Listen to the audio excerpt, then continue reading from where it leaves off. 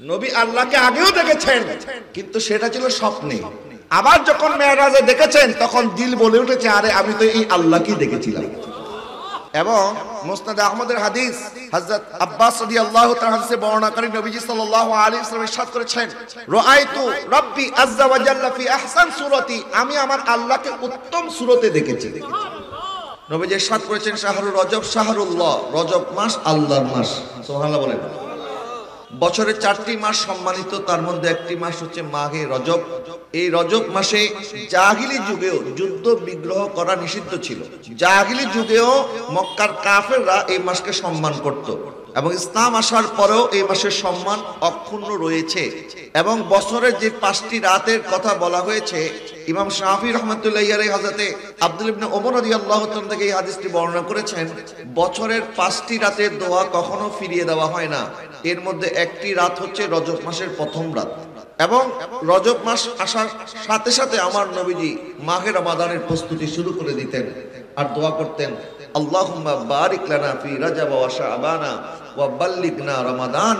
আল্লাহ, আপনি আমাদের রজব এবং শাবান মাসে বরকত দান করেন এবং আমাদেরকে রমাদান পর্যন্ত পৌঁছিয়ে দেন। সুবহানাল্লাহ বলেন। আর এই রজব মাসের 26তম দিবাগত রজনীতে আমার নবী সাল্লাল্লাহু আলাইহি ওয়াসাল্লামকে আল্লাহ সুবহানাহু ওয়া তাআলা এমন একটি আযমুশান সফর করিয়েছেন, যে সফর আল্লাহ পাক অন্য নবীদেরকে করাবেন তো দূরের কথা, নবীদের কল্পনার মতো আসবে না। সুবহানাল্লাহ বলেন। অন্য নবীরা কোনোদিন এরকম সফরের কল্পনাও করতে পারে নাই। আমার নবীকে আল্লাহ সুবহানাহু ওয়া তাআলা একই রাতের মধ্যে নিয়ে গেলেন, আবার নিয়ে আসলেন। নবীজি সাল্লাল্লাহু আলাইহি ওয়াসাল্লাম যে ওযুর লোটা মোবারক রেখে গিয়েছিলেন, আসার পরে দেখলেন এখনো ওই লোটা থেকে পানি টপ টপ করে পড়তেছে। উম্মে হানি রাদিয়াল্লাহু তাআলা, হযরত উম্মে হানির ঘর মোবারক থেকে আমার নবী রওনা করেছিলেন। উম্মে হানির ঘরের যে ললাট ছিল, কপাট ছিল, নবীজি আসার পর দেখতেছেন ওই কপাট তখনও নড়তেছিল। কিন্তু মাঝখানের মধ্যে নবীজি সফর করলেন প্রায় 27 বছর। কত বছর? এখন 27 বছরের সফর শেষ করে নবীজি আসলেন চোখের পলকে।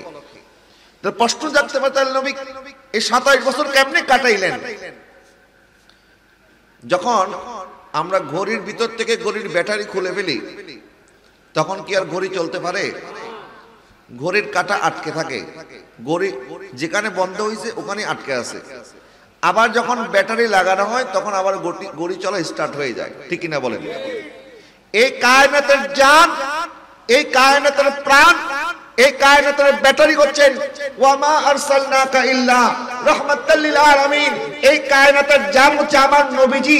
নবীকে যখন আল্লাহ সুবহানাহু ওয়া তাআলা দুনিয়া থেকে উঠিয়ে নিয়েছেন, আল্লাহ পাক আসমানকে বলে দিয়েছেন, আসমান থেমে থাকো, সূর্য থেমে থাকো, চন্দ্র থেমে থাকো, যতক্ষণ আমার হাবিব আসবে না ততক্ষণ সময় আর নড়তে পারবে না। আমার হাবিব আসবে, আবার সময় গণনা শুরু হবে।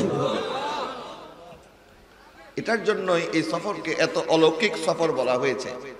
যদি এটা স্বাভাবিক সফর হইতো তাহলে তো কোনো কথাই ছিল না, তাহলে তো এটা সবাই মেনে নিত। কিন্তু সবাই মানে নাই কেন? কারণ এই সফরটা অলৌকিক সফর ছিল। তারাই মেনেছে যারা ঈমানদার। কথা বলেন না, ঠিক কিনা? আর যারা বেঈমান তারা মানলেও কিছু আসে যায় না, না মানলেও কিছু আসে যায় না। আল্লাহ পাক ইরশাদ করতেছেন, ওয়ান নাজমি ইযা হাওয়া মা দাল্লা সাহিবুকুম ওয়া মা গাওয়া ওয়া মা ইয়ানতিকু আনিল হাওয়া ইন হুয়া ইল্লা ওয়াহয়ুন ইউহা। আল্লাহ পাক বলতেছেন, তারকার কসম, যেই তারকা যখন অস্তমিত হয় এবং তোমাদের সঙ্গী অর্থাৎ আমাদের নবী মুহাম্মদুর রাসূলুল্লাহ সাল্লাল্লাহু আলাইহি ওয়াসাল্লাম, উনি বিভ্রান্ত হয় নাই, উনি বিপদগামীও হয় নাই, বরং ওয়া মা ইয়ানতিকু আনিল হাওয়া ইন হুয়া ইল্লা ওয়াহয়ুন ইউহা, উনি যা বলেছে এটা ওনার পক্ষ থেকে বলা হয় নাই, আল্লাহ যা হুকুম করেছেন আমার নবী সেটাই বলেছেন। এটা তো হচ্ছে দলিল। কিন্তু যারা মাননেওয়ালা, যারা নবীকে মহব্বত করে, তাদের কাছে এটার দলিলেরও প্রয়োজন নাই। যেমন মক্কার কাফের আবু জেহেল আমার নবীর কাছে দলিল চেয়েছে, বলে মোহাম্মদ আমার হাতের মধ্যে কি, এটা যদি বলতে পারো তাহলে মানবো তুমি নবী। নবী বললেন, আবু জেহেল তোমার হাতের পাথর বলে দেবে আমি নবীকে। পাথর কালেমা পড়েছে, আবু জেহেল ঈমান এনেছে। এরপর আবু জেহেল বলল, মুহাম্মদ তাহলে তুমি যদি আকাশের চাঁদকে দ্বিখণ্ডিত করতে পারো তাইলে বুঝবো তুমি সত্যিকার নবী। নবীজির আঙ্গুল মুবারক করতে দেরি, চাঁদ দ্বিখণ্ডিত হতে দেরি হয় না। আবু জেহেল ঈমান এনেছে। তার মানে তার দলিল তালাশ করাটা ছিল এটা একটা বাহানা। বিচার মানে তালগাছ আমার। তাকে একটা দুইটা নয়, আরো যদি হাজারটাও দলিল দেওয়া হইতো তাও সে ঈমান আনতো না। ঠিক কিনা বলেন না? নবীজি সাল্লাল্লাহু আলাইহি ওয়াসাল্লাম সাহাবায়ে কেরামকে বলতেছে, যখন আমি ইসলামের দাওয়াত দিয়েছি তখন তোমরা সবাই আমার কাছে দলিল চেয়েছো, দলিল দেওয়ার পরে ঈমান এনেছো, কিন্তু আমার একজন সাহাবী যাকে আল্লাহ কোরআনের মধ্যে সাহাবী বলেছে তিনি কোনোদিন আমার কাছ থেকে দলিল চায় নাই, বরং আমি নবী যা বলেছি তখন সে সাথে সাথে মেনে নিয়েছে। তার নাম হচ্ছে আবু বকর সিদ্দিক রাদিয়াল্লাহু তাআলা। ওনার মর্যাদা তো বেশি হয়েছে, কারণটা কি? কারণ উনি নবীর কাছ থেকে কোনো দলিল চায় নাই, বিনা দলিলে নবীকে মেনে নিয়েছে। এই কারণে আল্লাহ পাক ওনার মর্যাদা সবার উপরে তুলে দিয়েছেন। সমস্ত সাহাবীর চাইতে আবু বকর সিদ্দিকের মর্যাদা বেশি। আফদালুল বাশার বা'দাল আম্বিয়া, নবীদের পরে সৃষ্টির মধ্যে উম্মতের মধ্যে সর্বশ্রেষ্ঠ হচ্ছে আবু বকর সিদ্দিক রাদিয়াল্লাহু তাআলা আনহু, এবং যাকে এই সিদ্দিক উপাধি দেওয়া হয়েছিল নবীর মেরাজকে সবার আগে স্বীকার করার কারণে। আবু জেহেল যখন মনে করেছিল যে মুহাম্মদ এটা যে একটা, তার ভাষায় সে আমার নবীকে পাগলও বলেছে, নাউজুবিল্লাহ বলেন না, সে তো একটা পাগল না হলে কি এই কথা কি কেউ বলে নাকি যে এক রাতে বাইতুল্লাহ থেকে বাইতুল মুকাদ্দাস সফর করে এসেছে। কোরআন শরীফের মধ্যে নবীজির এই সফরকে দুই ভাগে আলোচনা করা হয়েছে। কয় ভাগে? দুই ভাগে। আল্লাহ সুবহানাহু ওয়া তাআলা সূরা আল ইসরার মধ্যে নবীজির ইসরা রাত্রিকালীন সফরের আলোচনা করেছেন, যেটার সফর শুরু হয়েছে বাইতুল্লাহ শরীফ থেকে শুরু করে বাইতুল মুকাদ্দাস পর্যন্ত। এতটুক সফরকে বলা হয় ইসরা। বলেন, এতটুক সফরকে কি বলা হয়? ইসরা। এটা সূরা আল ইসরা বা যেটাকে সূরা বনি ইসরাঈলও বলা হয়, 15 পারায় এই ঘটনা সুবহানাল্লাযী আসরা বিআবদিহি যে আয়াতটা আছে এটা সূরা ইসরার মধ্যে আছে। এই সফরকে বলা হয় ইসরা। আর বাইতুল মুকাদ্দাস থেকে শুরু করে 7 আসমান জমিন সিদরাতুল মুনতাহা ভেদ করে সুম্মা দানা ফাতাদাল্লা ফাকানা কাবা কাউসাইনা আও আদনা, আল্লাহ যত উপরে নবীকে নিয়েছেন এই সফরকে বলা হয় মেরাজ। যারা বলেন না সুবহানাল্লাহ, এই সফরকে কি বলা হয়? মেরাজ। আর এই মেরাজের আলোচনা এসেছে সূরা আন-নজমে, দুই জায়গায় এসেছে। আল্লাহ সুবহানাহু ওয়া তাআলা নবীর ব্যাপারে বলতেছেন, আমার হাবিব যা বলেছে তিনি মিথ্যা বলেন নাই, কারণ ওনাকে যা হুকুম করা হয়েছে উনি তোমাদেরকে সেটাই বলেছেন। সুবহানাল্লাহ বলেন। কিন্তু হযরত আবু বকর সিদ্দিকের কাছে এখনো মেরাজের আলোচনা যায় নাই, ওনার কাছে গেছে ইসরার আলোচনা। আবু জেহেল বলতেছে, মুহাম্মদ তোমার বন্ধু গতকালকে রাত্রে নাকি বাইতুল্লাহ থেকে বাইতুল মুকাদ্দাস সফর করে আবার চলে এসেছে। দেখো, সে যদি সুস্থ হইতো, সে যদি পাগল না হইতো তাহলে কি এমন কথা বলতো? তখন আবু বকর সিদ্দিক রাদিয়াল্লাহু তাআলা আনহু উনি আশ্চর্য হলেন। আচ্ছা, আশ্চর্য কোনটার ব্যাপারে হয়? যেটা ঘটা অসম্ভব। কথা বলেন না, ঠিক না? এখন আমি বললাম যে আমি আজকে ঢাকা থেকে হাওয়ায় বাতাসে উড়ে উড়ে এখানে আসছি, আশ্চর্য হবে না সবাই? আমি যদি বলি না আমি আমার গাড়িতে চলে আসছি, কেউ আশ্চর্য হবে? গাড়িতে আসবে নাকি পায়ে হেঁটে আসবেন নাকি? এ তো স্বাভাবিক ব্যাপার। সাইয়েদনা সিদ্দিক আকবর রাদিয়াল্লাহু তাআলা আশ্চর্য হয়েছেন, কারণ এটা সম্ভব নয়, এটা অসম্ভব। এটা কি? অসম্ভব। এরপরে জিজ্ঞাসা করে, তোমাকে এই কথাটা কে বলেছে? তখন ওই আবু জেহেল বলতেছে, এটা তো তোমার বন্ধু মুহাম্মদ এখনো বলতেছে। যখন আমার নবীর নাম মোবারক শুনলেন, সাইয়েদনা সিদ্দিক আকবর বললেন, আমার নবী যখন বলেছে তাহলে এটা অবশ্যই সম্ভব। জোরে বলেন না সুবহানাল্লাহ। এখন আবু জাহেল বলে, এই তুমি না কিছুক্ষণ আগে বললে এটা অসম্ভব, আবার এখন কেন বলতেছো সম্ভব? বলে যখন বলেছি অসম্ভব, এটা দুনিয়ার মানুষের দ্বারা অসম্ভব, কিন্তু আমার নবীর দ্বারা সবই সম্ভব। বলে আরে এখনো তো তুমি তোমার নবীর মুখে শোনো নাই, আমার মুখে শুনেছো, তো তুমি একটু প্রকৃত ঘটনা তার মুখ থেকে শোনো, তারপরে বিশ্বাস করো। তখন সাইয়েদনা আবু বকর সিদ্দিক রাদিয়াল্লাহু তাআলা জবাব দিলেন, আরে আবু জাহেল তুমি কি মনে করেছো যে নবীজি মেরাজে গিয়েছেন এটা বিশ্বাস করা আমার জন্য কোনো কষ্ট হবে? না না, আরে নবী সফর করেছেন এটা তো আমার কাছে মেনে নেওয়া অনেক সহজ, কারণ এর চাইতে অনেক কঠিন বিষয়। জান্নাত দেখি নাই, নবী বলেছে মেনে নিয়েছি। কোরআন দেখি নাই, নবী বলেছে মেনে নিয়েছি। জিবরিল দেখি নাই, নবী বলেছে মেনে নিয়েছি।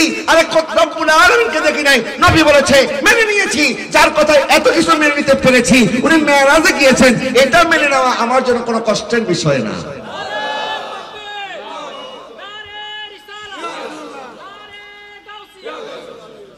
তাহলে বোঝা গেল নবীর বিষয়ে যারা খালি দলিল তালাশ করবে, দলিল দেওয়ার পরও যদি না মানে, তাহলে বুঝতে হবে এগুলি আবু জেহেলের বংশধর। আর নবীর ব্যাপারে বিনা দলিলে যারা মেনে নেবে, বুঝতে হবে সাইয়েদনা আবু বকর সিদ্দিকের অনুসারী। কথা বলেন না ঠিক না? এরপরে আল্লাহ সুবহানাহু ওয়া তাআলা ইরশাদ করতেছেন, নবীকে ইসরা করা হয়েছে। এই ব্যাপারে আপনারা আলোচনা জানেন যে নবীজি কিভাবে উম্মে হানির ঘর থেকে বাইতুল মুকাদ্দাসে আসলেন, উম্মে হানির ঘর থেকে নবীকে নিলেন, নবীজি সিনা মোবারক চাক করা হয়েছে, সেখান থেকে বোরাকে চড়ে নবীজি বাইতুল মুকাদ্দাস আসলেন। বোরাকের গতি সম্পর্কে নবীজি ইরশাদ করেছেন যে চোখের দৃষ্টি যত দূর যায়, বোরাক এক লাফ দিয়ে সেখানে চলে যায়। সুবহানাল্লাহ বলেন। আচ্ছা, এখানে আরেকটা বিষয়, সহিহ মুসলিমের হাদিস, নবীজি সাল্লাল্লাহু আলাইহি ওয়াসাল্লাম ইরশাদ করলেন, রাআইতু মূসা ওয়া হুয়া কাঈমুন ইউসাল্লি ফি কবরিহি। আমি মেরাজের রজনীতে যখন বাইতুল মুকাদ্দাস দিকে যাচ্ছিলাম, তখন দেখলাম মূসা আলাইহিস সালাম কবরে দাঁড়িয়ে দাঁড়িয়ে নামাজ পড়তেছে। কিভাবে নামাজ পড়তেছে? আচ্ছা, এখন আপনার গাড়ির স্পিড যদি হয় 100 কিলোমিটার পার আওয়ার, আশেপাশে কি হচ্ছে না হচ্ছে আপনি কি স্পষ্ট দেখতে পারবেন? চোখের পলকে পার হয়ে যাবেন আপনি, চোখের পলকে। এরপরে আপনি যদি আরো গতি সম্পন্ন কোনো বাহনে চলেন, যেমন আমরা মক্কা শরীফ থেকে মদিনা শরীফ যখন যাই, অনেক সময় বুলেট ট্রেনে যাই, এই বুলেট ট্রেনের স্পিড থাকে পার আওয়ার 300 কিলোমিটার। এখন বুলেট ট্রেনে যখন আমরা যাই, তখন আশেপাশে কি হচ্ছে বোঝা যায় না, চোখের পলকে তো চলে যায়। আর যদি আপনি আরো দ্রুততম বাহনে চলেন, মনে করেন বিমানে চলেন, তো বিমানে চললে তো কিছুই দেখা যায় না। তাহলে বিমানের speed 600, 700, 1000 kilometre per hour, bullet ট্রেনের স্পিড 300 কিলোমিটার পার আওয়ার, আমাদের গাড়ির স্পিড 80 থেকে 100 কিলোমিটার পার আওয়ার। তারপরেও আমাদের আশেপাশে কি হচ্ছে আমরা দেখতে পাই না। আর বোরাকের স্পিড কত? আমার নবী বলেছেন চোখের পলক যত দূর যায়, বোরাক এক লাফে তত দূর যায়। কিন্তু এত স্পিডে যাওয়ার পরেও আমার নবী হযরত মূসাকে কবরে দাঁড়িয়ে নামাজ পড়তে দেখেছেন। তাহলে যেটা আমাদের দ্বারা অসম্ভব, নবীর দ্বারা, বলে না নবীর দ্বারা। কিছু মানুষ এটা কেমনে সম্ভব? আরে কেমনে সম্ভব, এই প্রশ্ন তো আবু জেহেল করেছিল। নবী দলিল দিয়েছে, মানে নাই। আবু বকর সিদ্দিক প্রশ্ন করে নাই, বিনা দলিলে মেনে নিয়েছে। আচ্ছা, এখন প্রশ্ন জাগতে পারে, তো নবীজি সাল্লাল্লাহু আলাইহি ওয়াসাল্লাম দেখলেন মূসা আলাইহিস সালাম কবরে দাঁড়িয়ে নামাজ পড়তেছেন, তাহলে দাঁড়িয়ে নামাজ পড়ার জন্য বডি শর্ত। কথা বলেন না ঠিক না? দাঁড়ানোর জন্য পা লাগবে কি লাগবে না? তো পা যখন ফিট হয়ে গেছে, দেহ তাইলে আছে, সাজদা দিবে কেমনে? কপালটা মাটিতে লাগাইবো কেমনে? তাহলে মেরাজের ঘটনা এই হাদিস থেকে বোঝা যায় এটা স্বপ্ন যোগে হয় নাই, এটা সশরীরে বাস্তবে হয়েছে। যারা বলেন না সুবহানাল্লাহ। এরপর নবীজি আসলেন বাইতুল মুকাদ্দাসে, সেখানে কোন নবীকে কোন শরতে নবী দেখেছেন? হযরত মূসা আলাইহিস সালামের গায়ের রঙের কথা বলেছেন, উনি একটু শ্যাম বর্ণের ছিলেন। আরবের মধ্যেও কিন্তু কিছু মানুষ আছে যাদের শরীরের কালার একদম সাদা না, একটু শ্যাম বর্ণের। অনেক সময় অনেকে দেখলে অবাক হয়ে যাবে, সেখানে আমাদের বাংলাদেশিদের মতো কিছু মানুষ পাওয়া যাবে, মানে আমাদের বাংলাদেশের চেহারা যেমন একটু সাহেব মর্নের না, এরকম আর কি। এরপর নবীজি ইরশাদ করলেন, ঈসা আলাইহিস সালামকে দেখেছেন লাল টুকটুকে সুন্দর, চেহারার মধ্যে অনেক সময় লালচে একটা ভাব থাকে না, এরকম। আর ইব্রাহিম আলাইহিস সালামের ব্যাপারে নবী বলেছেন, ইব্রাহিম আলাইহিস সালাম দেখতে আমি নবীজির মতো। তাহলে এই যে চেহারার যে সাদৃশ্যের কথা নবী বুঝাইলেন, যদি এটা স্বপ্নে যোগে হতো, রুহানি ভাবে হতো, রুহের জন্য তো দেহ শর্ত না, সুতরাং বোঝা গেল এটা রুহানি সুরতে হয় নাই, বরং রূহ এবং জিসম সশরীরে এই মেরাজের ঘটনা সংঘটিত হয়েছে। সুবহানাল্লাহ বলেন। এখন এই পর্যন্ত ইসরার আলোচনা শেষ, বাইতুল মুকাদ্দাস পর্যন্ত। এখান থেকে মেরাজের সফর শুরু হয়ে গেল। আল্লাহ পাক নবীকে রিসিপশন দেওয়ার জন্য সমস্ত নবীদেরকে বাইতুল মুকাদ্দাসে জমা করেছিলেন। এখন নবীজি এখান থেকে রওনা হয়ে গেলেন প্রথম আসমানে। জিবরিল আলাইহিস সালাম প্রথম আসমানে গিয়ে যখন টোকা দিলেন, আসমানে ফেরেশতা বলতেছে যে জিবরিল আপনার সাথে ইনি কে? তখন জিবরিল বলতেছেন, ইনি হচ্ছেন কুল কায়নাতুন নবী রাহমাতুল লিল আলামিন মুহাম্মদুর রাসূলুল্লাহ সাল্লাল্লাহু আলাইহি ওয়াসাল্লাম। নবীর জন্য আসমানের দরজা খুলে গেল, আর ওই আসমানের দরজা খোলার পরে প্রথম আসমানে নবীকে সালাম দিয়েছেন হযরত বাবা আদম আলাইহিস সালাম। সেখানে আদম আলাইহিস সালামের সাথে মুলাকাত হলো, কথাবার্তা হলো। সেখান থেকে নবী দ্বিতীয় আসমানে গেলেন, হযরত ঈসা আলাইহিস সালামের সাথে সাক্ষাৎ হয়েছে। সেখান থেকে তৃতীয় আসমানে হযরতে ইউসুফ আলাইহিস সালামের সাক্ষাৎ হয়েছে। সেখান থেকে চতুর্থ আসমানে হযরতে ইদ্রিস আলাইহিস সালামের সাথে সাক্ষাৎ হয়েছে। সেখান থেকে পঞ্চম আসমানে হযরতে হারুন আলাইহিস সালামের সাথে সাক্ষাৎ হয়েছে। সেখান থেকে ষষ্ঠ আসমানে মুসা আলাইহিস সালামের সাথে সাক্ষাৎ। সেখান থেকে সপ্তম আসমানে হযরত ইব্রাহিম খলিলুল্লাহ আলাইহিস সালামের সাথে সাক্ষাৎ। জোরে বলুন সুবহানাল্লাহ। আল্লাহ হযরত কত সুন্দর করে বলেছেন, আসমান নগি पर सब नबी रह गए, अर्श आजम पे पहुंचा हमारा नबी, सबसे औला हमारा नबी, सबसे बाला वो आला हमारा। সমস্ত আম্বিয়া আলাইহিস সালামের মর্যাদা সপ্তম আসমান পর্যন্ত, সর্বশেষ ইব্রাহিম আলাইহিস সালামের মর্যাদা সেখানে শেষ। কিন্তু সেখান থেকে আমার নবী চলে গেলেন আরো উপরে। কত দূর গেলেন? সিদরাতুল মুনতাহা পর্যন্ত। এতক্ষণ জিবরিল আলাইহিস সালামের সাথে ছিলেন, আমার নবীজির সাথে ছিলেন জিবরাইল। এখন সিদরাতুল মুনতাহায় যাওয়ার পরে জিবরাইল বলতেছে, হুজুর দুনিয়া থেকে এই পর্যন্ত আপনার সফর সঙ্গী হয়ে এসেছি, কিন্তু এখন এর উপরে যাওয়ার আর আমার কোনো অনুমতি। এখন নবীজি সাল্লাল্লাহু আলাইহি ওয়াসাল্লাম বললেন, জিবরাইল এখন তো আমি এখান থেকে একা চলে যাচ্ছি, তো এখন তুমি বলো। সব সময় আল্লাহ পাক তোমাকে বলতেন তুমি নবীদের কাছে এই বাণীটা পৌঁছিয়ে দিতা, মানে এই ওহী ট্রান্সফার করার মাঝখানে থাকতেন কে? হযরতে জিবরাইল আলাইহিস সালাম। তো এখন তো তোমার আর কোনো কাজ নাই, তুমি আর যাইতে পারতেছো না, তো এখন তুমি বলো যে আমার মাধ্যমে তুমি আমার আল্লাহর কাছে কিছু চাও কিনা। সুবহানাল্লাহ বলেন। আপনারা জানেন যখন নমরুদ ইব্রাহিম আলাইহিস সালামকে আগুনে নিক্ষেপ করার জন্য শুলিতে চড়িয়েছে, তখন জিবরাইল আলাইহিস সালাম গিয়ে বলেছিলেন, হুজুর আপনি কি আমার কাছে কোনো সাহায্য চান? তখন ইব্রাহিম আলাইহিস সালাম বলেছে, আমার তোমার কোনো সাহায্যের প্রয়োজন নাই। তখন জিবরিল আবার ইব্রাহিম আলাইহিস সালাম বলেছেন, হুজুর তাহলে আমার কোনো সাহায্যের প্রয়োজন নাই, ঠিক আছে, তো আমাকে বলেন আমি আপনার কথাটা আপনার রবের কাছে পৌঁছিয়ে দেব। তখন ইব্রাহিম আলাইহিস সালাম বলেছে, আমার এটারও কোনো প্রয়োজন নাই। যারা বলেন না সুবহানাল্লাহ, এটারও কোনো প্রয়োজন নাই। এরপরে হযরত ইব্রাহিম আলাইহিস সালাম বললেন, কারণ আমি জানি আমার আল্লাহ আমার অবস্থা খুব ভালো করেই জানে, তো আল্লাহ পাক যদি জেনে শুনে আমাকে আগুনে নিক্ষেপ হতে দেখার পরেও আল্লাহ যদি চায় আমাকে আগুনে নিক্ষেপ করা হোক, আমি আল্লাহর প্রেমে পরীক্ষা দেওয়ার জন্য আগুনে নিক্ষিপ্ত হতে রাজি আছি, আমার কোনো আপত্তি। তো সেটা ছিল ইব্রাহিম খলিলুল্লাহর অবস্থা। খলিলুল্লাহকে জিবরিল বলেছিল, আমার কাছে কিছু চান কিনা, আল্লাহর কাছে আপনার কথা পৌঁছিয়ে দেব। আর আজকে মেরাজের রজনীতে আল্লাহর হাবিব হাবিবুল্লাহ বলতেছে জিবরিল আমার কাছে বলো তোমার কথাটা আমি রবের কাছে পৌঁছিয়ে দেব। তখন জিবরিল কি বলেছিল জানেন? জিবরিল বলতেছেন ইয়া রাসূলুল্লাহ, হুজুর আমি চাই আপনি আপনার রবের কাছে গিয়ে বলেন কিয়ামতের ময়দান যখন হবে, নফসি নফসিল আলম হবে, আর আপনার উম্মতরা যখন পুসরাতের পুলের সামনে জড়ো হবে, আর পুসরাতের পুল হবে চুলের চাইতেও চিকন, ছুরির চাইতেও ধারালো, হুজুর এই পুলের নিচে থাকবে জাহান্নামের আগুন, আপনার উম্মত এই পুল পার হওয়ার জন্য ভয় থাকবে, কিভাবে তারা পার হবে? হুজুর আল্লাহর দরবারে আপনি দোয়া করবেন আল্লাহ পাক যেন আমাকে কিয়ামতের ময়দানে এই ক্ষমতা দান করে, আমার নূরের পাখনাটা আমি পুসরাতের পুলের উপরে বিছিয়ে দিতে চাই, আপনার উম্মত যেন আমার পাখার উপরে ভর করে জান্নাতে চলে যেতে পারে। আরেকটা যেটা বলেন না সুবহানাল্লাহ।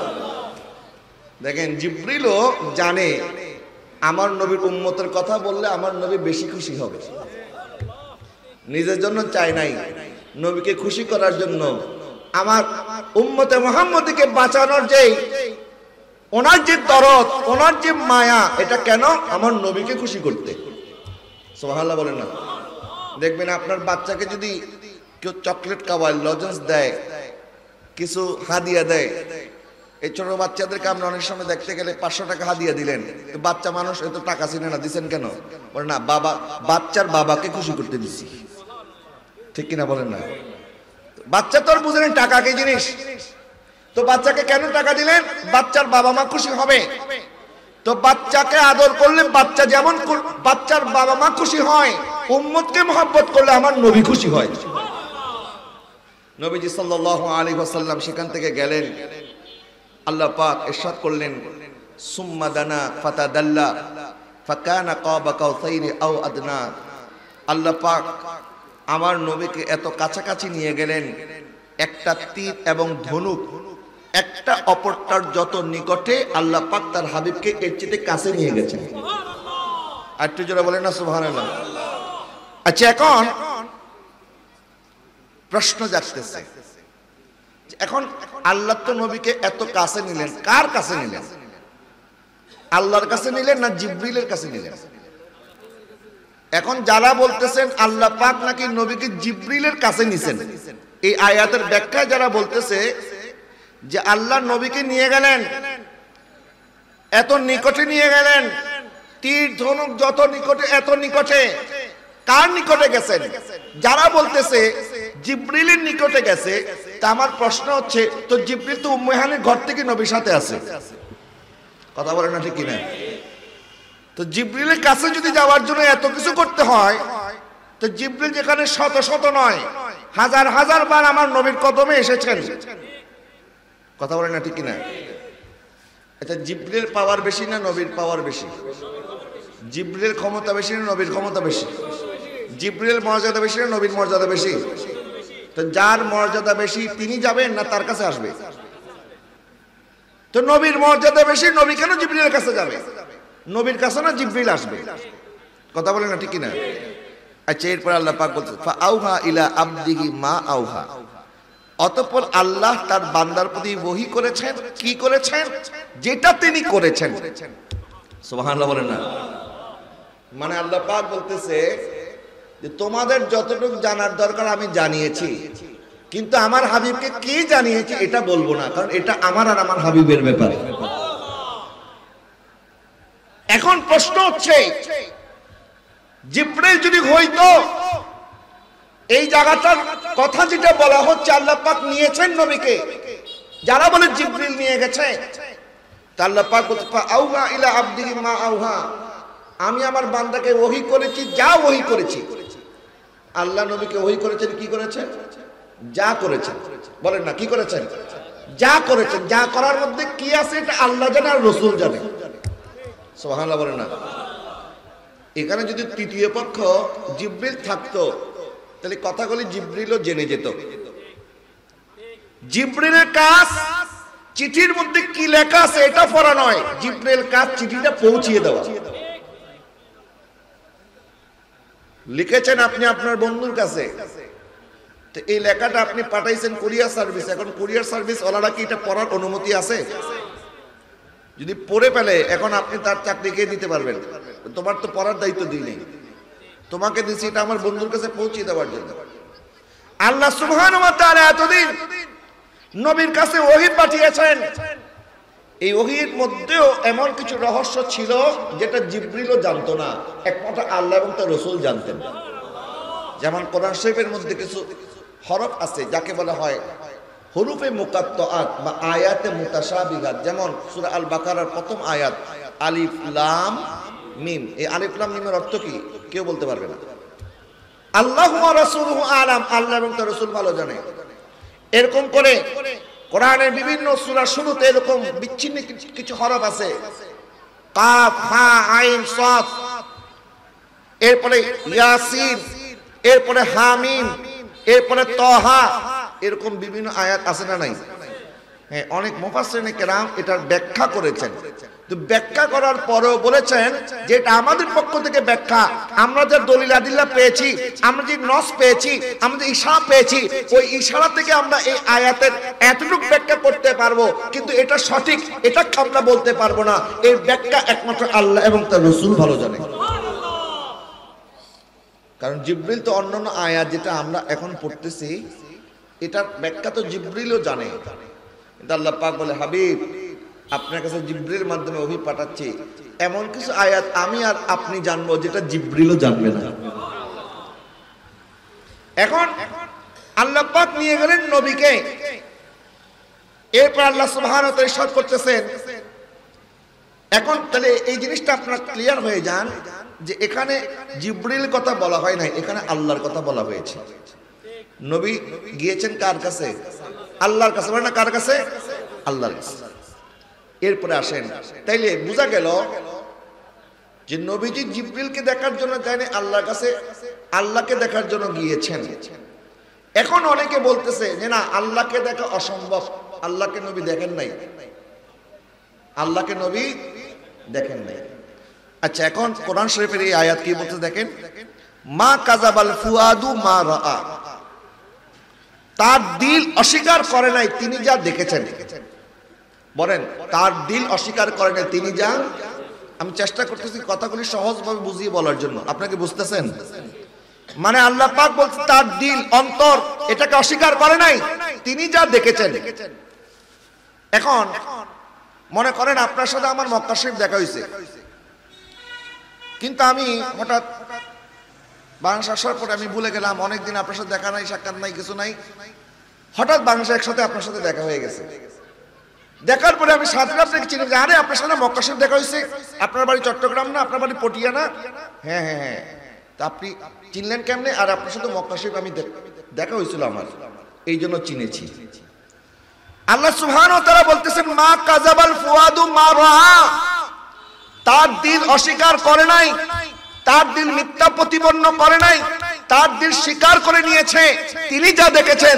তার মানে আল্লাহকে নবীজি মেরাজের রজনীতে দেখার আগে আমার নবীকে আল্লাহ পাক স্বপ্নেও দেখা দিয়েছে। নবী আল্লাহকে আগেও দেখেছেন, কিন্তু সেটা ছিল স্বপ্নে। আবার যখন মেরাজে দেখেছেন তখন দিল বলে উঠেছে আরে আমি তো এই আল্লাহকেই দেখেছিলাম। এবং মুসনাদ আহমদের হাদিস হযরত আব্বাস রাদিয়াল্লাহু তাআলা থেকে বর্ণনা করেন, নবীজি সাল্লাল্লাহু আলাইহি ওয়াসাল্লাম ইরশাদ করেছেন, রাআইতু রাব্বি আযজা ওয়া জাল্লা ফি আহসান সূরাতি, আমি আমার রবকে পবিত্র সূরতে, উত্তম সূরতে আমার নবীকে দেখেছি, আমার আল্লাহকে দেখেছি।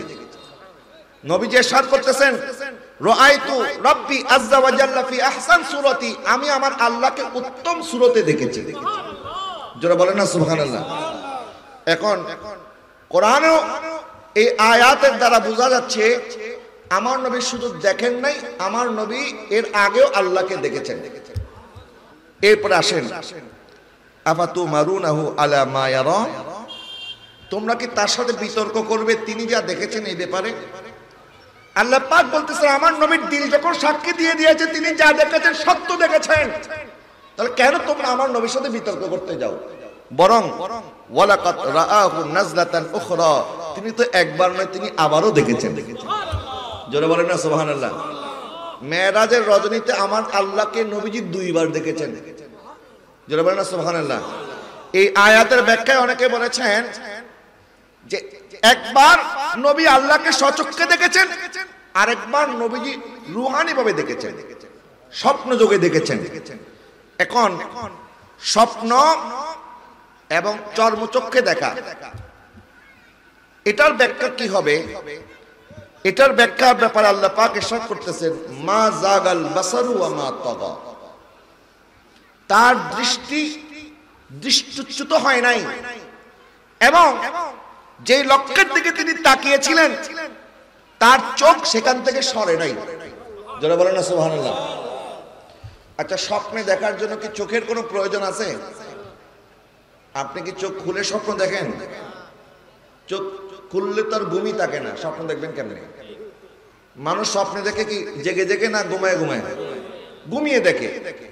এখন প্রশ্ন হচ্ছে যে নবী আল্লাহকে দেখেছেন, এটা স্বপ্নে দেখেছেন না চর্মচক্ষে দেখেছেন? আল্লাহ পাক বলতেছেন মা জাগাল বাসারু ওয়া মা তাগা। তিনি যখন দেখেছেন তার দৃষ্টি লক্ষ্যচ্যুত হয় নাই, যেভাবে তাকিয়েছিলেন এক নজরে এক পলকে দেখেছেন, তার চোখের পলকও পড়ে নাই। তার মানে বোঝা গেল আমার নবী স্বপ্নে নয়, আমার নবী চর্মচক্ষে আল্লাহকে দেখেছেন। এখন একটি হাদিস তারা আপনাকে শোনাবে। আম্মাজান আয়েশা সিদ্দিকা রাদিয়াল্লাহু তাআলা বলেছেন, কেউ যদি বলে নবী আল্লাহকে দেখেছে তাহলে সে মিথ্যা কথা বলেছে। এটা আম্মাজান আয়েশার হাদিস। বলেন এটা কার হাদিস? আম্মাজান আয়েশা সিদ্দিকা রাদিয়াল্লাহু তাআলা আনহা বলেছেন, কেউ যদি বলে নবী আল্লাহকে দেখেছেন তাহলে তিনি মিথ্যা বলেছেন। এই হাদিসটা সত্য। কিভাবে সত্য? আপনি বলবেন হুজুর কিছুক্ষণ আগে বললেন আব্বাস রাদিয়াল্লাহু তাআলা বলতেছেন নবী আল্লাহকে দেখেছে, আবার এখন বলতেছেন আম্মাজান আয়েশা যেটা বলেছে এটাও সত্য, তাহলে কোনটা মানবো? আম্মাজান আয়েশা যেটা বুঝাতে চেয়েছেন এই দুনিয়াতে আল্লাহকে দেখা অসম্ভব। নবী কি দুনিয়াতে দেখেছেন নাকি সিদরাতুল মুনতাহা পার করে দেখেছেন? সিদরাতুল মুনতাহা পার করে দেখেছেন। আমার নবী সাল্লাল্লাহু আলাইহি ওয়াসাল্লামকে আল্লাহ পাক মেরাজে নিয়ে গেছেন। আম্মাজান আয়েশা বলে নবী দুনিয়াতে থেকে আমার ঘরে থেকে মক্কা শরীফ মদিনা শরীফ থেকে আল্লাহকে দেখেন নাই। আল্লাহ তো আমার নবীকে এখানে দেখা দেয় নাই, এখানে তো আমার নবী আল্লাহকে স্বপ্নে দেখেছেন। কিন্তু সচক্ষে সশরীরে আল্লাহ পাক যখন আমার নবীকে মেরাজে নিয়েছেন তখন আল্লাহ পাক আমার নবীকে দেখা দিয়েছেন। ওই হাদিসের সাথে এখন আর কোনো বিরোধ আছে নাই, কিন্তু আপনাকে অর্ধেকটা বলবে। কোরআন শরীফের আয়াত, বিভিন্ন আয়াত আছে এরকম, যেমন একটি আয়াত আছে যে লা তাকরাবুস সালাত, তোমরা নামাজের কাছে যেও না। এতটুকু আপনাকে বলে দিবে আল্লাহ পাক বলেছেন নামাজের কাছে যেতে নিষেধ করেছেন আল্লাহ। কিন্তু ওয়া আনতুমুস সুকারা, যখন তোমরা প্রধানত মাশাআল্লাহ আজকের মাহফিলের সম্মানিত প্রধান অতিথি পটিয়া পৌরসভার সম্মানিত মেয়র, বসেন, জনাব মোহাম্মদ আইয়ুব বাবুল সাহেব আমাদের মাঝে উপস্থিত হয়েছেন। সবাই বলেন মারহাবা। আল্লাহ ওনার তাশরিফ আবারিকে কবুল করুক, সবাই বলেন আমিন। আল্লাহ ওনার হায়াতের মধ্যে কোটি কোটি বরকত দান, সবাই বলেন আমিন। একটু দুরূদ পড়ুন, আল্লাহুম্মা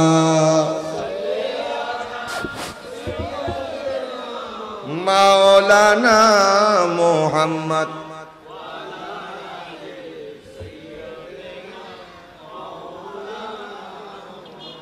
মেরাজে যায় খোদার হাবিব নবী কামলি ওয়ালা, মেরাজে যায় খোদার হাবিব নবী কামলি ওয়ালা।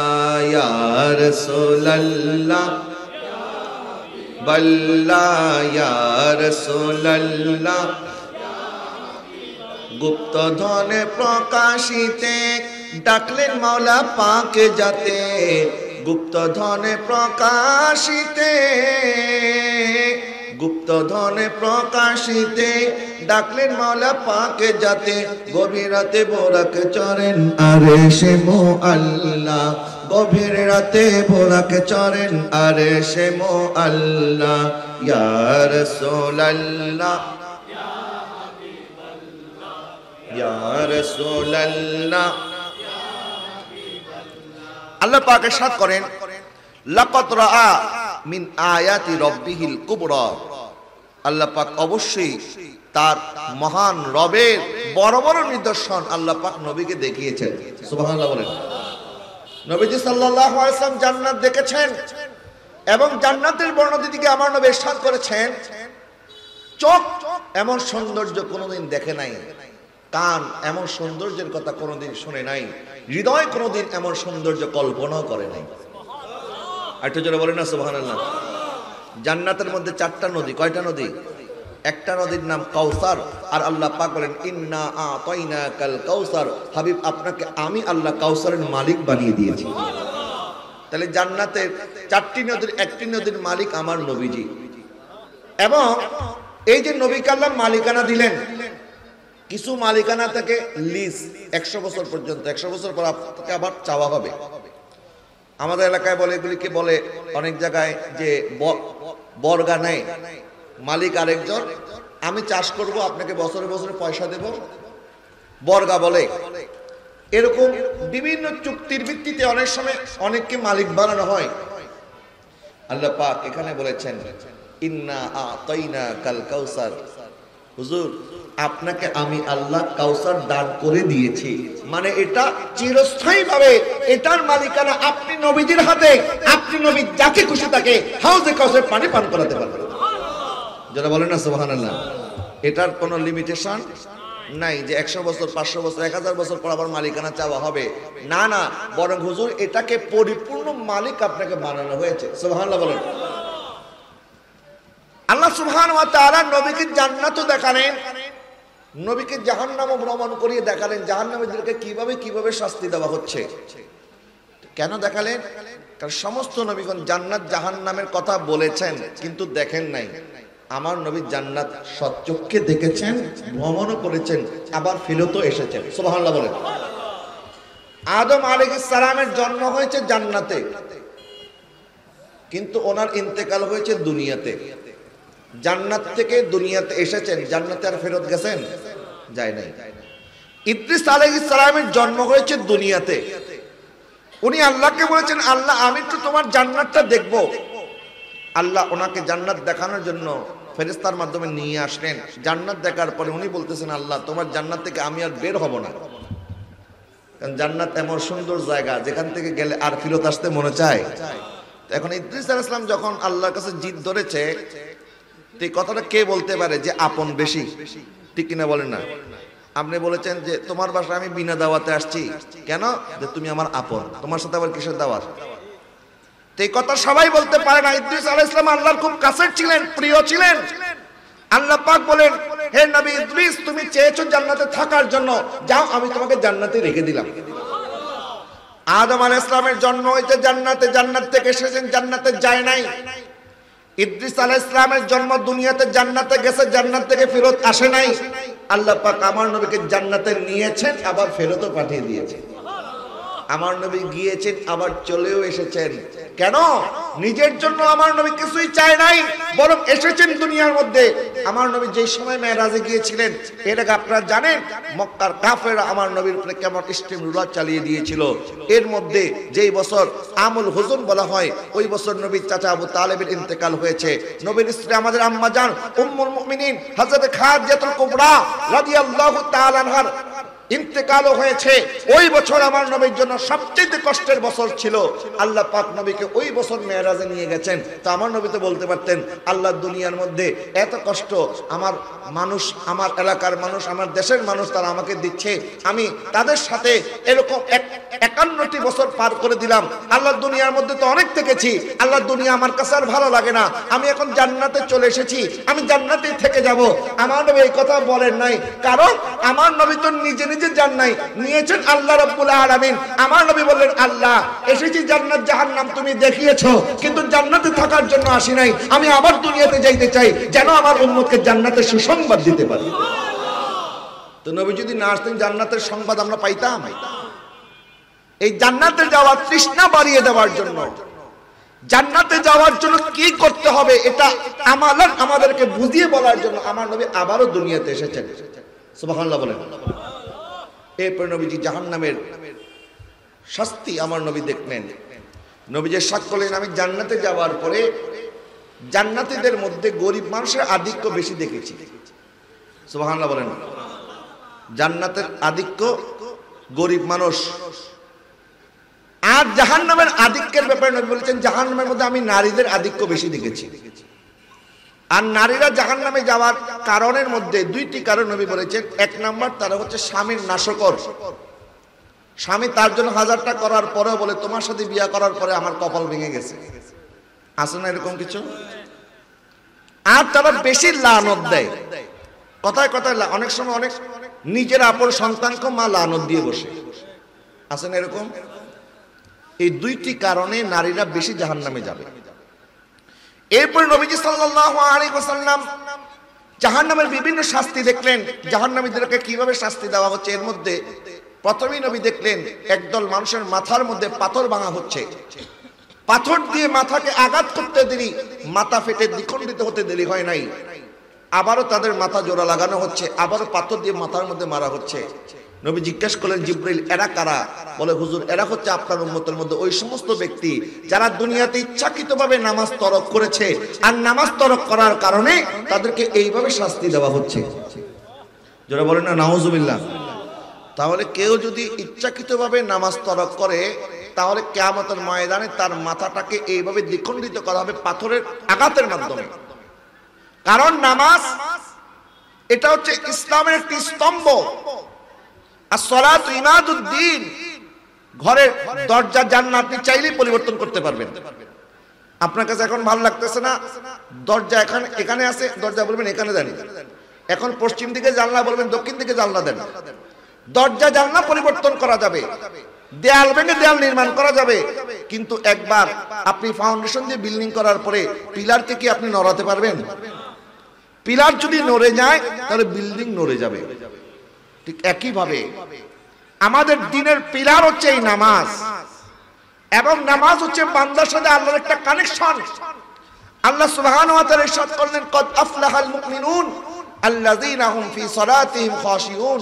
তারা কামিয়াব হয়েছে যারা ঈমান এনেছে এবং আল্লাহর ভয়ের সাথে নামাজ আদায় করেছে। ঈমানের পরেই নামাজ পড়ার তাগিদ। সাহাবায়ে কেরাম বলেন, আমরা যাকে নামাজ পড়তে দেখতাম না আমরা মনে করতাম এই লোকটা কাফের। কারণ কাফেরের সাথে মুসলমানের পার্থক্য হচ্ছে, মুসলমান নামাজ পড়ে, কাফের নামাজ। এই জন্য নবী ইরশাদ করেছেন, মান তারাকা সালাতান মুতাআম্মিদান ফাকাদ কাফারা। যে ব্যক্তি ইচ্ছাকৃতভাবে নামাজ তরক করেছে সেই জন্য কুফরি করেছে, মানে কাফেরদের মতো কাজ করেছে।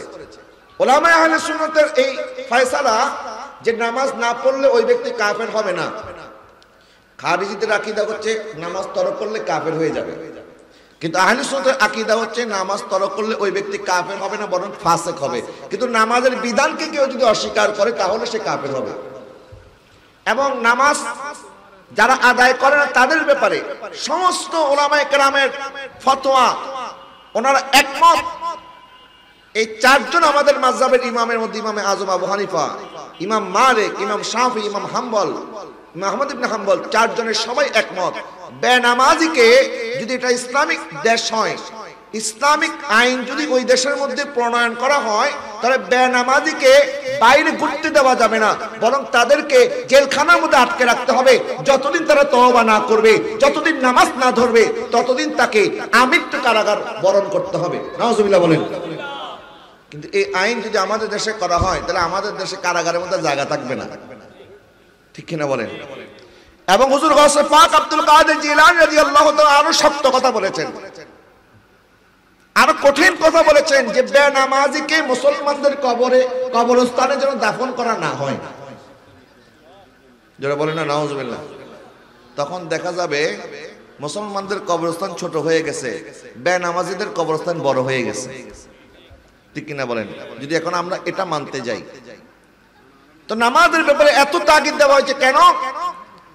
আল্লাহ পাক ইরশাদ করেছেন, কদ আফলাহা মান তাযাক্কা ওয়া যাকারা ইসমা রাব্বিহি ফাসাল্লা।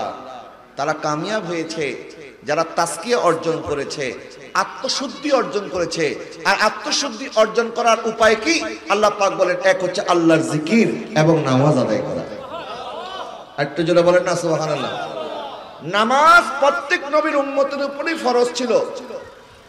আমাদের উপরে যেমন 5 ওয়াক্ত ফরজ, এরকম বিভিন্ন নবীদের উপরে বিভিন্ন নবীর উম্মতের উপরে বিভিন্ন পদ্ধতিতে নামাজ পড়া ফরজ ছিল। আল্লাহ পাক আমার নবীকে দিলেন 50 শর্ত। ষষ্ঠ আসমানে হযরত মুসা আলাইহিস সালাম নবীকে বললেন, হুজুর আপনার উম্মত 5 ওয়াক্ত পড়তে পারবে না, আপনি আল্লাহর কাছে আবার, আপনার উম্মত 50 ওয়াক্ত পড়তে পারবে না, আপনি আবার আল্লাহর কাছে যান। এখান থেকে একটি মাসআলা আকীদা আপনারা শিখে নেন। যারা বলে নবীগণ ইন্তেকালের পরে উম্মতের কোনো উপকার করতে পারে না, নাউজুবিল্লাহ বলেন। আমি গত 20 দিন আগে যখন মক্কা শরীফ থেকে মদিনা শরীফ যাচ্ছি, তখন ওই বাসের মধ্যে আমাদের চট্টগ্রামের একজন মুআল্লিম সাহেব ছিলেন, ওনার কাফিলার লোকজন ছিল। ওই বাসে ওনারা আমাকে বললেন, হুজুর আপনি যেহেতু মদিনা শরীফ যাবেন আমাদের বাসে চলেন। আমি ওনাদের বাসে উঠলাম, তো আমাকে বললেন হুজুর কিছু বয়ান করেন। তো বয়ান করার আগে উনি আমাকে কানে কানে বলে দিলেন, হুজুর আমাদের বাসের মধ্যে একজন যাত্রী আছে, আমাদের সাথে আসছে বাংলাদেশ থেকে, ইনি হোটেলের মধ্যে বসে বসে বলতেছিলাম যে মদিনা শরীফ যাব, সেখানে নবীর কাছে কি চামু, নবী তো মরেই গেছে, বরং সেখানে গিয়ে নবীর জন্য দোয়া করব। যারা বলেন না নাউজুবিল্লাহ, সে নাকি দোয়া করবে নবীর জন্য, অথচ যেখানে নবীজি এখন আমাদের জন্য কাঁদতেছেন, আমাদের জন্য দোয়া করতেছেন। কথা বলেন না ঠিক না? এদের একজন বক্তা দেখলাম কয়েকদিন আগে বলতেছেন যে আমরা আযানের পরে যে দোয়াটা করি, আল্লাহুম্মা রাব্বা হাযিহি দাওয়াতিত তাম্মা আস-সালাতিল কাইমা, এই যে আমরা দোয়া করি না, বলে আমরা এই দোয়া করার কারণে আল্লাহ কিয়ামতের ময়দানে আমার নবীকে নাকি মাকামে মাহমুদে বসাবেন, আমাদের দোয়ার কারণে নাকি বসাবেন। আচ্ছা, এই মাকামে মাহমুদে যে নবী বসবেন, এটা আমার আল্লাহ কোরআনের মধ্যে ওয়াদা করেছেন কি করেন নাই?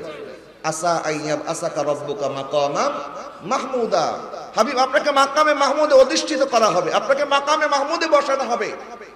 মাকামে মাহমুদ এমন জায়গা যেই জায়গায় কাউকে বসতে দেওয়া হবে না, এবং ওই মাহমুদ বলা হয় প্রশংসিত স্থানকে, যেখানে বসবেন মাকামে মাহমুদে আমার নবী মুহাম্মদ, যার নামই হচ্ছে অধিক প্রশংসিত। যারা বলেন না সুবহানাল্লাহ। এখন এরা আকীদা কি শিখাইছেন মানুষকে, দেখেন মগজ কিভাবে দোলাই করছেন। এখন আমাকে বলতে হুজুর আপনি এই বিষয়ে কিছু আলোচনা করবেন যেন আমাদের আকীদা ঠিক হয়ে যায়। তা আমি বললাম যে আল্লাহ পাক নবীর ব্যাপারে বলেছেন, ওয়ালাল আখিরাতু খায়রুল লাকা মিনাল উলা, হুজুর আপনার ইহকালের চাইতে পরকালীন জিন্দেগি আমি আল্লাহ আরো শানদার, আরো মর্যাদাবান, আরো আলা বানিয়ে দেব। নবীজির প্রত্যেক দিন সম্মান বাড়তেছে। বলেন নবীজির প্রত্যেক দিন সম্মান কি করতেছে? নবী প্রত্যেক দিন প্রমোশন হচ্ছে, প্রমোশন। যেমন দুনিয়ার মধ্যে নবীর যে ক্ষমতা ছিল, দুনিয়া থেকে পর্দা করার পরে নবীর ক্ষমতা কমে নাই, আরো বেড়েছে। সুবহানাল্লাহ বলেন না। আচ্ছা, এই একটা দলিল আপনারা নেন, নবীজি যখন মেরাজে গিয়েছেন, নবীজির সাথে বোরাক ছিল কি ছিল না? নবীজি যখন গেলেন তখন দেখলেন হযরত মুসা আলাইহিস সালাম কবরে নামাজ পড়তেছে। আবার যখন বাইতুল মুকাদ্দাসে, সেখানে নবীজি পৌঁছার আগে মুসা আলাইহিস সালাম পৌঁছে গেছে। আবার নবীজি যখন আসমানে গেলেন, তখন আবার ষষ্ঠ আসমানে নবীজির আগে মুসা আলাইহিস সালাম পৌঁছে গেছেন, ঠিক কিনা বলেন? তো নবী তো বোরাকে গেলেন, মুসা আলাইহিস সালাম কি করে গিয়েছেন? নবীর জন্য বোরাক ছিল, মুসা আলাইহিস সালামের জন্য কোনো বোরাক ছিল না, তিনি গেলেন কেমনে? তার মানে বোঝা গেল দুনিয়াতে আরেকজনের সাহায্য প্রয়োজন হলেও ইন্তেকালের পরে নবীদের কারো সাহায্যের প্রয়োজন হয় না। যারা বলেন না সুবহানাল্লাহ। আল্লাহ পাক ওনাকে নিয়ে গেছেন মুসা আলাইহিস সালামকে। তাহলে একজন মুসা আলাইহিস সালাম উনি যদি একজন কালিমুল্লাহ হয়ে, একজন পয়গম্বর হয়ে উনি যদি দুনিয়া থেকে ষষ্ঠ আসমানে চলে যেতে পারে, আমার নবী মদিনা শরীফ থেকে আমাদেরকে দেখতে পারে কি পারে না? এরপরে আসেন, নবীজি সাল্লাল্লাহু আলাইহি ওয়াসাল্লাম ইরশাদ করেছেন, হায়াতি খায়রুল লাকুম ওয়া মামাতি খায়রুল লাকুম, আমার দুনিয়াবী জিন্দেগি এটাও তোমাদের জন্য কল্যাণকর, আমার পরকালীন জিন্দেগি এটাও তোমাদের জন্য কল্যাণকর। সুবহানাল্লাহ বলেন। যেমন আপনার এই এলাকার মেয়র মহোদয়, মনে করেন মেয়র মহোদয় এখন উনি মেয়র, ওনাকে আপনার চাইলে কেন পাচ্ছেন, কিন্তু একটা সময় হলো যে প্রধানমন্ত্রী বললেন তুমি অনেক বিশ্বস্ত, তোমার আর পটিয়ার মধ্যে থাকার দরকার নাই, তুমি আমার প্রধানমন্ত্রীর দপ্তরে চলে আসো, তোমাকে আমি ব্যক্তিগত সচিব বানিয়ে দিলাম। এখন তিনি এখান থেকে চলে গেলেন, ওনার কি পাওয়ার কমেছে না বেড়েছে? এখানে দেখতেছেন উনি মেয়র, আর এখন প্রাইম মিনিস্টার বলতেছে এখন আমি যা করব তোমার সাথে পরামর্শ করে করব, কারণ তুমি থাকো পটিয়ায়, আমি থাকি প্রধানমন্ত্রীর দপ্তরে ঢাকায়, হবে না, আমার কাছে আসো। এখন উনি এখান থেকে যে কাজটা করতে পারতেন, এখন প্রধানমন্ত্রীর দপ্তরে যাওয়ার পরে উনি কি এটা করতে পারবেন না? এখন এটা ওনার জন্য যেটা অসম্ভব, প্রধানমন্ত্রীর দপ্তর থেকে সেটা সম্ভব। কথা বলেন না ঠিক না? কারণ ওনারা তো ওনার অধীনে কাজ করেন। তা আমার নবী সাল্লাল্লাহু আলাইহি ওয়াসাল্লামকে আল্লাহ সুবহানাহু ওয়া তাআলা 63 বছর উম্মতের কাছে রেখেছেন, উম্মতের মুসিবত শুনেছেন, উম্মতের জন্য সরাসরি দোয়া করেছেন। কিন্তু এখন আল্লাহ পাক যখন নবীকে নিজের কাছে নিয়ে গেলেন, তখন এখন আর দোয়া করতে হয় না, এখন আর বলতে হয় না, কারণ এখন তো সারাক্ষণ আল্লাহর সাথেই আছেন। আল্লাহ পাক নবীকে সেই পাওয়ার দিয়েছেন, ক্ষমতা দিয়েছেন, এখন আল্লাহর কাছ থেকে সরাসরি নবী আল্লাহর কাছ থেকে চেয়ে নিতে পারেন। কারণ সম্পর্ক এখন আর দূরত্ব নাই, আরো কাছে চলে এসেছে। ঠিক কিনা বলেন? নবী যে ইরশাদ করেছেন তোমাদের আমলনামা আমার কাছে পেশ করা হয়, এবং এখনো আমি রওজা মোবারক থেকে তোমাদের আমলনামার মধ্যে যখন ভালো কিছু দেখি, আমি আমার আল্লাহর শুকরিয়া আদায় করি, আল্লাহর প্রশংসা করি। আর যখন থেকে আমার উম্মত গুনাহ করেছে, তখন আমি তাদের জন্য দোয়া করতে থাকি। এখন আমার নবী আমাদের জন্য দোয়া করতে আছে কি আছে না? আমরা আবার নবীর জন্য কি দোয়া করবো? তাহলে হুজুর আমরা যে দুরূদ শরীফ পড়ি, আল্লাহুম্মা সাল্লি আলা মুহাম্মদ ওয়া আলা আলি মুহাম্মদ, তো এটা কি দোয়া না? এটা কি নবীর জন্য দোয়া না? হ্যাঁ, এটা নবীর জন্য দোয়া। এটা নবীর জন্য কি দোয়া, এটা সত্য।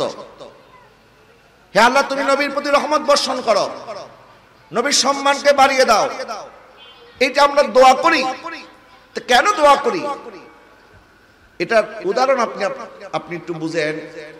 আপনার ঘরে ভিক্ষুক গেছে, ভিক্ষুক যাওয়ার পরে বলতেছে আল্লাহ এই ব্যক্তি ছেলেকে হায়াতে তৈবা দান করো, মেয়েকে হায়াতে তৈবা দান করো, স্ত্রীকে হায়াতে তৈবা দান করো, আল্লাহ তাদের অভাব দূর করে দাও, তাদের ঘরের মধ্যে বরকত নাজিল করো।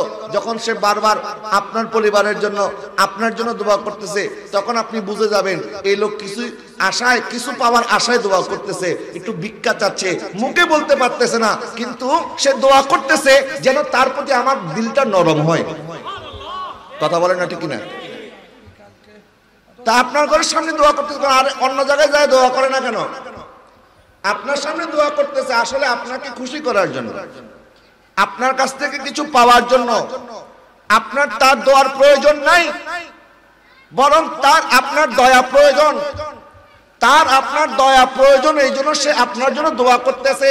আল্লাহ সুবহানাহু ওয়া তাআলা বলে ইন্নাল্লাহা ওয়া মালাইকাতাহু ইউসাল্লুনা আলান নবী, আরে আমার বন্ধুর উপরে আমি আল্লাহ ফেরেশতাদেরকে নিয়ে সব সময় তো আমি দুরূদ পড়তে থাকি। তো আল্লাহ তাআলা আমাদেরকে কেন হুকুম করেছো? আরে হুকুম করেছি আমার নবীর প্রতি দোয়া করলে আমি তোমাদের প্রতি দয়া করব। নবীর জন্য করি নাই, তোমাদের জন্য করেছি। নবীর দুরূদ পড়ার বাহানায় আমি যেন তোমাদের উপর দয়া করতে পারি।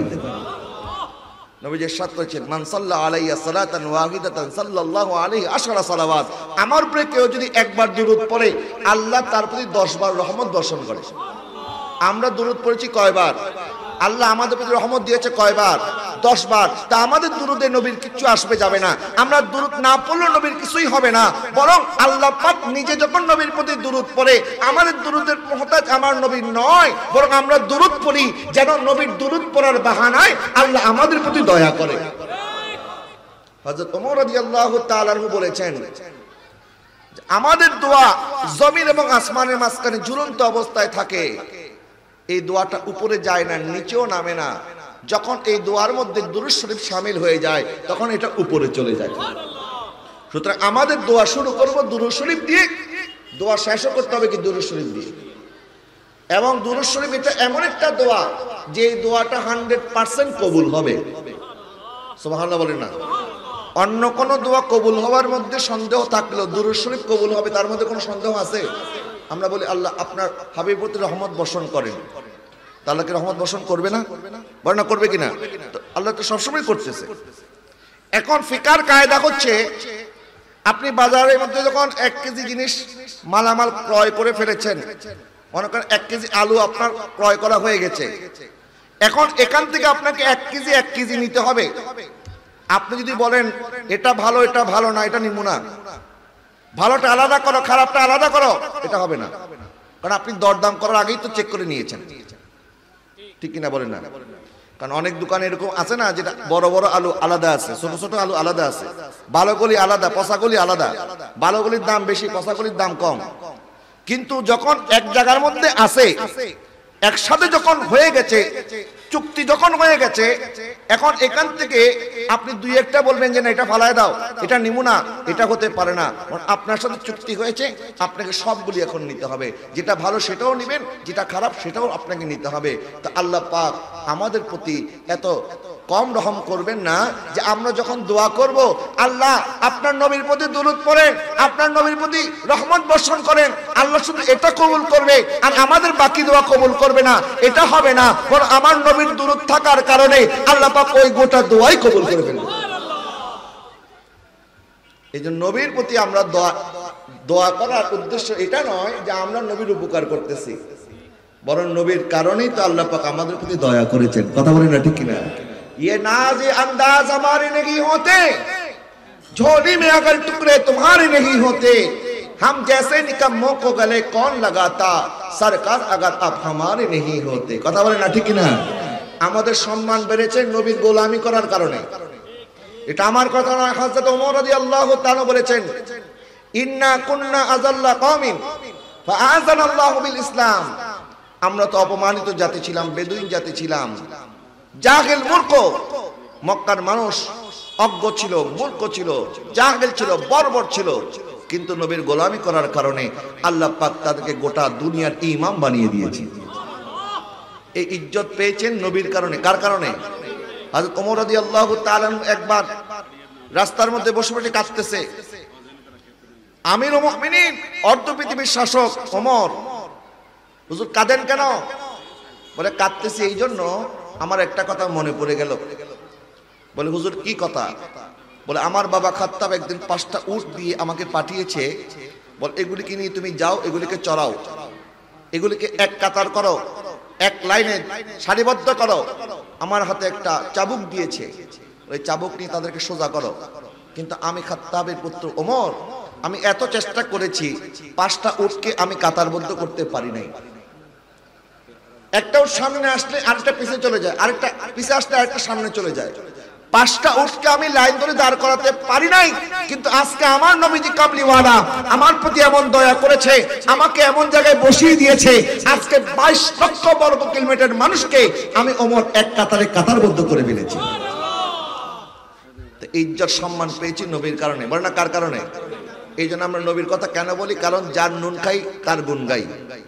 तेरा खावा में तेरे गीत गावा या रसूल अल्लाह, तेरा खावा में तेरे गीत गावा या रसूल अल्लाह, तेरा मिलाद में क्यों ना मनावा या रसूल अल्लाह। যিনি নিয়েছেন তিনি যদি বোরাকের মাধ্যমে নিতে পারেন, বোরাক ছাড়াও আবার ফেরত পাঠাইতে পারে কি পারে না? পারে। যিনি নিয়েছেন তিনি আবার ফেরত পাঠাইতে পারে। আল্লাহ পাক আমার নবীর শান আজমত বুঝার এবং আমাদেরকে সেই মতে আমল করার জন্য আল্লাহ তৌফিক দান করে। সবাই বলেন আমিন।